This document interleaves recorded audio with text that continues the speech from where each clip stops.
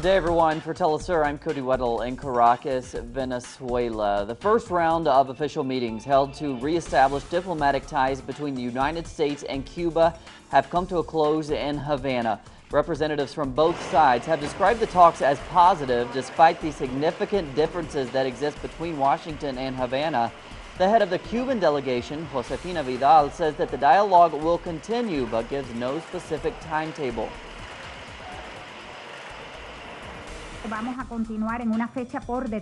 We will continue this meeting at a date yet to be determined to elaborate further steps and the formalities we must take to restore diplomatic relations and open embassies. Our correspondent in Washington, Alexandra Hall, has more on these historic meetings. This week marked the first round of talks between the United States and Cuba after decades of diplomatic silence. In a press conference on Thursday, a U.S. Assistant Secretary for Western Hemisphere Affairs, Roberta Jacobson, said that the discussions were positive and productive. She also cited profound differences, saying that the United States had pressed Cuba on a number of issues related to human rights and freedom of expression. For her part, Josefina Vidal, the Director of North American Affairs for Cuba's Foreign Ministry, said that the fact that Cuba remains on the U.S. list of state sponsors of terrorism is contradictory to the process of reopening diplomatic relations. We also know that immigration policies were also a point of contention during the talks. In the coming weeks, we can expect that the next round of talks will be scheduled, and we'll have that information as soon as it becomes available. In Washington, Alexandra Hall, teleSUR. Taking a closer look now at what's been on the table in these discussions. The most important topics include the following: reforming U.S. migration policies which give preferential treatment to Cubans, allowing U.S. telecommunications companies to work on the island, the reopening of embassies in both countries, and ending the U.S.-imposed blockade which has caused social and economic hardship in Cuba for 5 decades.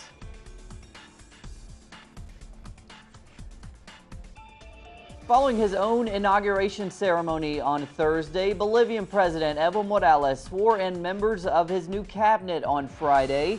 The event took place at the governmental palace in La Paz. The cabinet lineup remains largely the same, with the only significant change at the Ministry of Justice.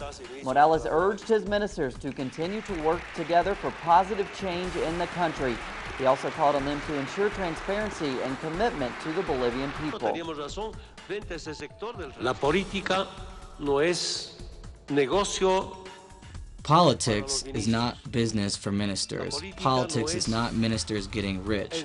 I ask you, members of the press and the public, Solo quiero decir a la opinión pública, mediante los medios de comunicación, revisen ministro por ministro. how many ministers will you see from my government who, when they are finished working with us, become landowners and bankers? Not one. Después de ayudarnos en palacio, se han ido como terratenientes, se han ido banqueros o se han ido empresarios. No van a haber ninguno, hermanas y hermanos. New information from an arrested gang member in Mexico may shed light on the case of the 43 disappeared students from Ayotzinapa. According to Mexico's La Jornada newspaper, arrested gang member Felipe Rodriguez Salgado, also known as El Cepillo, told Mexico's Attorney General's office that the 43 students were handed over to his gang, Guerreros Unidos. He claims that they were handed over by police forces with instructions to eliminate the youth. For more now on the confession of the gang member, we go to our correspondent Clayton Kahn. Salgado, or El Cepillo, hitman of the Guerreros Unidos drug gang, signaled to be partially materially responsible for the disappearance and possible mass execution of the 43 Ayotzinapa students. In testimony given by Salgado, the police chief of the Guerrero state town of Iguala, Felipe Flores, who remains a fugitive, and police chief of the nearby town of Cocula, Cesar Gonzalez, who is detained, handed the students over to members of the drug gang after being detained for several hours by police on the night of September 26th. Now, Salgado says he was given the order to, quote, disappear the students and was made to believe that they were from a rival drug gang called the Rojos. However, after he interrogated them, he says they only identified as students. Meanwhile, social organizations and the families of the missing students are preparing mass actions for this coming Monday, which will mark 4 months since the youth were disappeared. They continue their demand for their return alive. This is Clayton Kahn reporting for teleSUR. here in Mexico City. And thanks to Clayton. Here in Venezuela, Venezuelans are commemorating 57 years since the overthrow of dictator Marcos Pérez Jiménez. Jiménez was the last dictator to rule Venezuela. He was overthrown by a popular movement which fought to establish democracy in the country.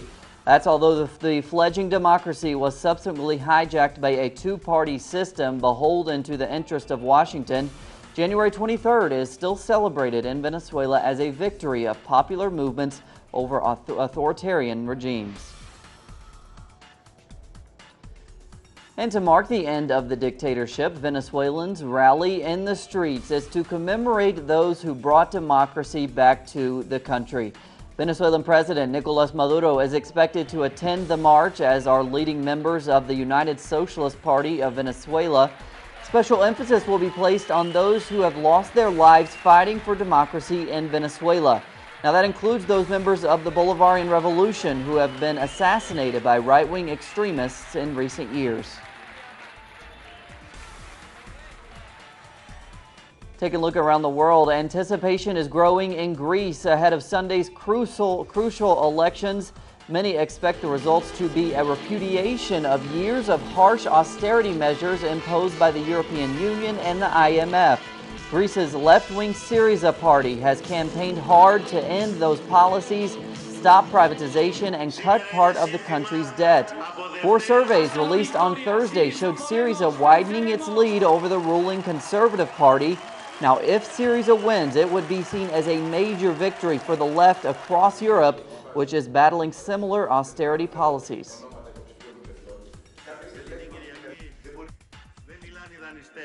On Sunday, it won't be the bankers and the representatives in Greece talking. On Sunday, the Greek people will speak and they will give a very clear response. No more bailouts, no more submissions, no more blackmailing. Looking at some figures now in the run-up to the electoral contest, 9.8 million voters will be eligible to cast a ballot. According to several polls, Syriza's lead has grown to around 6 points over the center-right New Democratic Party. If the predictions hold, then the leftist party will take 36% or more of the vote and could have an absolute majority in parliament. King Abdullah of Saudi Arabia has been buried in the capital, Riyadh. The king passed away in the early hours of Friday morning at the age of 90. His brother Salman has taken over the throne. Several Arab countries declared a day of mourning, while heads of state and government from Turkey, Pakistan, and Sudan joined Gulf leaders for a funeral prayer at the Imam Turki Mosque.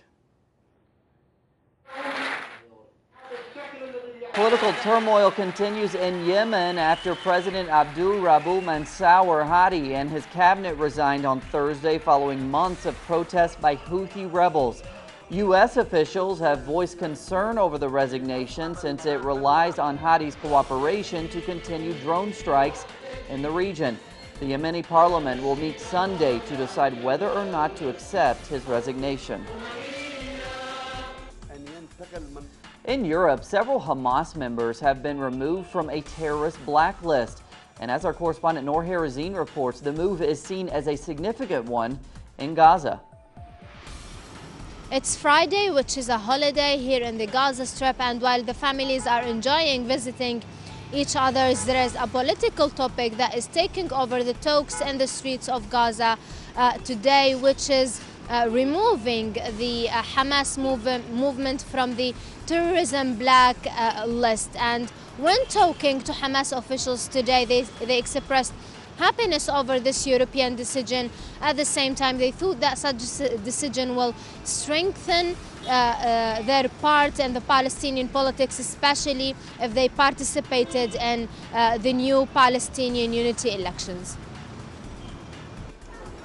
A U.S. court has sentenced journalist Barrett Brown to 63 months behind bars and a fine of nearly $900,000 for having loose links to the hacktivist group, which calls itself Anonymous. The independent journalist was initially facing nearly 9 years of jail time on charges of fraud, but in April he agreed to a plea deal for a lesser sentence. The case has been controversial, and some say it reveals a pending crackdown on free press in the United States. Violence continues in eastern Ukraine. The head of the self-proclaimed Donetsk People's Republic says that the rebels will refuse to initiate new ceasefire talks. The remarks come as a way to prevent the Ukrainian army from plotting battle formations and increasing its offensive in the region. A ceasefire was agreed to in September, but has since been continuously violated by both sides.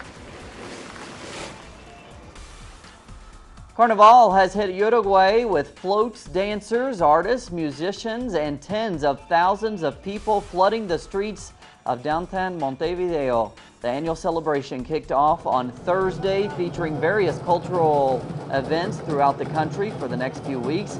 Uruguay has the longest lasting carnival in the world, which spans 35 straight days.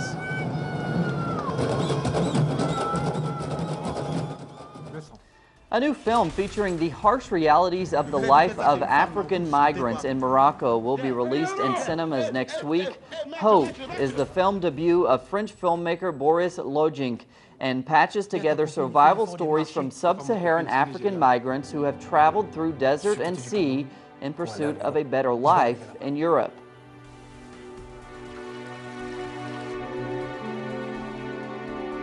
Tu penses à la souffrance que tu as laissée derrière toi. Donc même quand tu te blesses, tu ne sens pas. Il faut courir ce jour-là pour ne plus jamais courir de toute ta vie. Tu sais que tu es arrivé là où tu partais. Plenty more on those stories and others at our website. Check it out, telesurtv.net/English. Sarah Begum with you in just a few hours with the latest headlines for today. For teleSUR English, I'm Cody Weddle. Have a great weekend.